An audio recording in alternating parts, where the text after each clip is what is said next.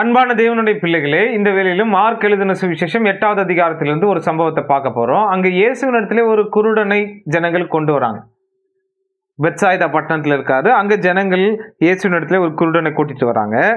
கூட்டிட்டு வந்து அங்க என்ன சொல்றாங்க அப்படின்னா, ஆண்டவரே இவனை சுகப்படுத்த வேண்டும் என்று இயேசுவை வேண்டிக் கொள்கிறார். ஆனா இவர் என்ன செய்கிறார்? இயேசு இந்த மனிதனுடைய கரத்தை பிடித்துக் கொண்டு அவனை கிராமத்துக்கு வெளியே கூட்டிட்டு போய் அவனை சுகப்படுத்துகிறார். எப்படின்னா, அவனுடைய கண்களில் உமிழ்ந்து அவனுடைய கைகளை பிடித்து நீ எதையாகிலும் காண்கிறாயா என்று பார்க்க செய்து அங்கே இயேசு சுகப்படுத்துறாரு. இப்போ ஏன் இவனை கிராமத்துக்கு வெளியே கூட்டிட்டு போகணும் அப்படின்னா, இந்த குருடன் தானாக இயேசுவினிடத்துல வந்து இயேசுவே என்னுடைய குருட்டுத்தன்மையை சுகப்படுத்தும் என்று கேட்ட ஒரு மனிதன் அல்ல.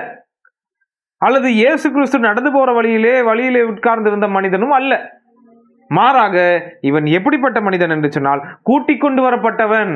அப்படின்னா அவனை எதற்காக கூட்டிக்கிட்டு வராங்கன்னா, இயேசு சுகப்படுத்துறதை நம்ம பார்த்து ரசிக்கலாமடா, இயேசு என்ன செய்ய போறார் என்பதை நாம் எல்லாரும் பார்த்து அது ஒரு என்டர்டெயின்மெண்டாக ஒரு ஜாலியா இருக்கும் பாருங்க. இயேசு குருடனை சுகப்படுத்திட்டா அதுக்கப்புறம் நிறைய சொஸ்தமாக்கப்பட வேண்டியவர்கள் எல்லாத்தையும் கூட்டிட்டு வந்து அது ஒரு ஸ்பெக்டாகுலராக நாம் பார்ப்பதற்கு அரிய காட்சியாக இருக்குமே என்ற ஒரு எண்ணத்தில் கூட்டிக் கொண்டு வருகிறார்கள். ஆனா இயேசு அதை அறிந்தவராக இவனை கிராமத்துக்கு வெளியே கூட்டிட்டு போய் யாரும் பார்க்காத விதத்திலே அவனை சுகப்படுத்திட்டு என்ன சொல்றார் அப்படின்னா, இதை யாரிடத்திலும் சொல்லாதிருங்கள், என்னை சொல்லாதே, இதை யாரிடத்திலும் சொல்லாதே என்று அவனுக்கு கட்டளையிடுகிறார். நாம இருந்திருந்தா அவனுக்கு குருடனை கூட்டிட்டு வந்ததுக்கு அப்புறம் நமக்கு சுகப்படுத்துற ஒரு வல்லமை இருந்திருந்ததுன்னா, என்ன ஒருத்தர் தானா, இன்னும் ஒரு 5-10 பேர் லைன்ல நிற்க சொல்லுங்க, ஒருத்தர் மாறி ஒருத்தராக ஒருவர் மாறி ஒருவர் வந்து சுகத்தை பெற்றுக்கொள்ளுங்கள் என்றெல்லாம் நாம பயங்கரமா டைலாக் பேசியிருப்போம். ஆனா இயேசு என்ன செய்கிறார்? அவர்களுடைய எண்ணத்தை அறிந்து அவனை தனியாக கூட்டிக் கொண்டு போய் சுகப்படுத்துகிறார். சரி, அது ஒரு பருவம் இருக்கட்டும்.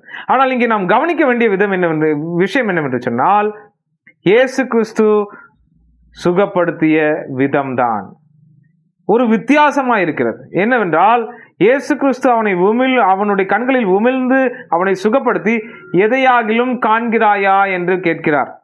அப்போ அவன் சொல்றாரு, அந்த குருடன் சொல்றாரு, ஆண்டவரே நான் என்னத்தை பார்க்கிறேன்னா, நடமாடும் மனிதரை மரங்களை போல பார்க்கிறேன். தெளிவில்லாத ஒரு பார்வை. அப்போ இயேசு சொல்லியிருக்கான், இது கொஞ்சம் கொஞ்சமா நீ உபவாசம் இருந்து ஜெபிச்சு நான் கொடுக்குற எண்ணெயெல்லாம் பூசி உனக்கு சுகமாயிரும், கொஞ்சம் கொஞ்சமா டெவலப் ஆகி சுகமாயிரும் சொல்லல. மாறாக மறுபடியும் இயேசு கிறிஸ்து என்ன செய்கிறார் என்று சொன்னால், மறுபடியும் அவன் கண்களின் மேல் கைகளை வைத்து அவனை ஏறிட்டு பார்க்கும்படி செய்தார். அப்பொழுது அவன் சொஸ்தமடைந்து யாவரையும் தெளிவாய் பார்க்கிறான். நல்லா புரிஞ்சுக்கணும். ஃபர்ஸ்ட் இயேசு கிறிஸ்து உமிழ்கிறார், அவனுக்கு சுகப்படுத்துகிறார், ஆனால் அவனுடைய பார்வை தெளிவில்லாமல் இருக்கிறது. இரண்டாவது மறுபடியும் அவனுடைய கண்களில் கைகளை வைத்து இயேசு சுகப்படுத்துகிறார், அவன் சுகமடைந்து தெளிவாய் பார்க்கின்றான். அப்போ ஏன் இயேசு இப்படி செஞ்சாரு? என்னைக்கா யோசிச்சு பார்த்துருக்கிறீங்களா? ஏன் இயேசு இப்படி செஞ்சாரு?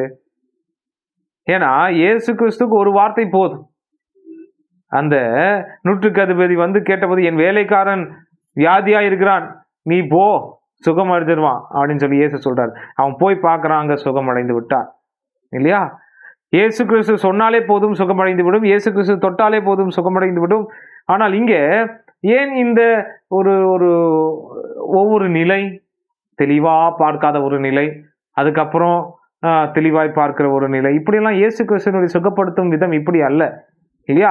மரித்தவனை உயிரோடு எழுப்புகிறார். அந்த விதவையின் மகனை இயேசு கிறிஸ்து உயிரோடு எழுப்பும் போது செத்து போய் இருந்தவனை கோமா ஸ்டேஜ்ல மாத்தி, அப்புறம் கோமால இருந்து அப்புறம் கொஞ்சம் கொஞ்சமா அப்படியே ஆண்டவர் சுகப்படுத்துறார். மரித்தவன் உயிரடைகிறான், குருடன் பார்வையடைகிறான், செவிடன் கேட்கிறான். ஆனால் இந்த குருடன் மாத்திரம் கொஞ்சம் தெளிவா பார்க்காம இருக்கிறான். இயேசு சுகப்படுத்துறதுக்கு அப்புறமும் தெளிவா பார்க்கல. அப்புறம் ரெண்டாவது மறுபடியும் இயேசு சுகப்படுத்துறாரு, தெளிவா பார்க்கிறோம். இதுக்கு என்ன காரணம் அப்படின்னா, இயேசு கிறிஸ்து தன்னுடைய சீஷர்களுக்கு ஒரு காரியத்தை விளக்கி காண்பிக்க விரும்புகிறார். அதைத்தான் நம்ம அதே அதிகாரத்துல இந்த சம்பவத்துக்கு அடுத்து, இந்த சம்பவத்தின் தொடர்ச்சியாக இன்னொரு சம்பவம் கொடுக்கப்பட்டிருக்கு பாருங்க. 27வது வசனத்திலிருந்து, பின்பு இயேசுவும் அவருடைய சீஷர்களும் புறப்பட்டு பிலிப்பு செசரியா பட்டணத்தை சேர்ந்த கிராமங்களுக்கு போனார்கள். வழியிலே அவர் தம்முடைய சீஷர்களை நோக்கி, ஜனங்கள் என்னை யார் என்று சொல்லுகிறார்கள் என்று கேட்டார். அதற்கு அவர்கள், சிலர் உம்மை யோவான் ஸ்நானன் என்றும், சிலர் எலியா என்றும், சிலர் தீர்க்கதரிசிகளில் ஒருவர் என்றும் சொல்லுகிறார்கள். இப்போ இந்த கேள்வி எதற்கு சமம் தெரியுங்களா? அந்த குருடனிடத்திலே இயேசு கேட்கிறார் பாருங்க, இது எதையாகிலும் காண்கிறாயா அப்படின்னு கேட்கிறார் பாருங்க. அந்த கேள்விக்கு தான் இந்த கேள்வி சமம்.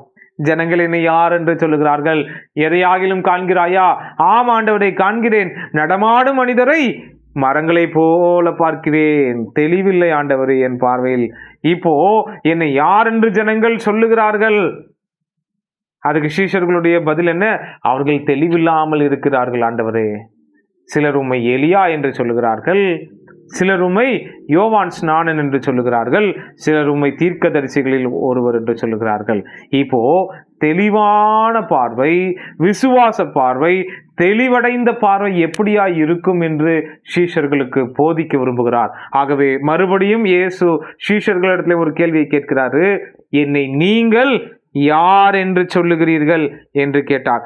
பேதுரு பிரதியுத்தரமாக, நீர் கிறிஸ்து என்றான். இன்னொரு இடத்துல பார்க்கும்போது சுவிசேஷ புத்தகத்தில், நீ ஜீவனுள்ள தேவனுடைய குமாரனாகிய கிறிஸ்து என்று சொல்லுகிறான். அதாவது இதுதான் விசுவாச பார்வை, முழுவதும் சுகமடைந்த சொஸ்தமடைந்த ஒரு பார்வை. மறுபடியும் அவன் கண்களின் மேல் கைகளை வைத்து அவனை ஏறிட்டு பார்க்கும்படி செய்தார்.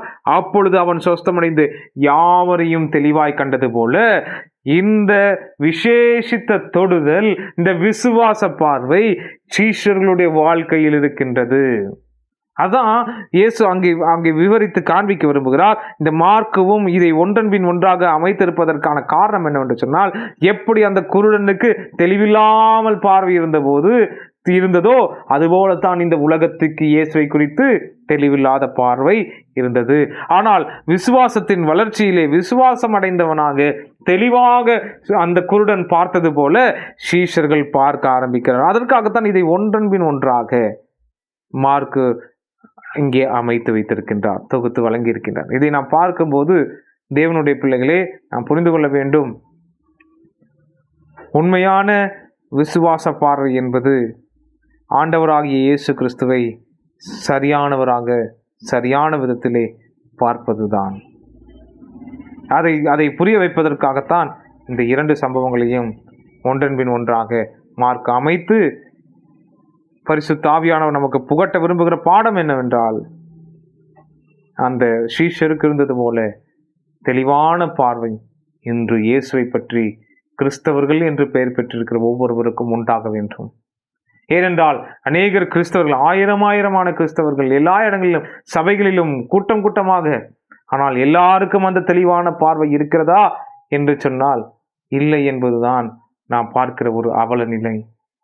இயேசு யார் என்பதை பார்க்க இன்றைய கிறிஸ்தவம் தவறி இருக்கிறது. அநேகர் இயேசுவை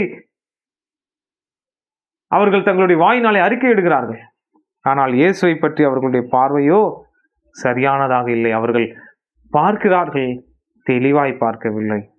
ஆனால் தெளிவாய் பார்க்கப்படுகிற ஒரு பார்வை எதுவென்று சொன்னால் அது சீஷருக்கு இருந்த விசுவாச பார்வை. அப்படிப்பட்ட பார்வையை பரிசுத்த ஆவியானவர் நம் ஒவ்வொருவருக்கும் தருவாராக.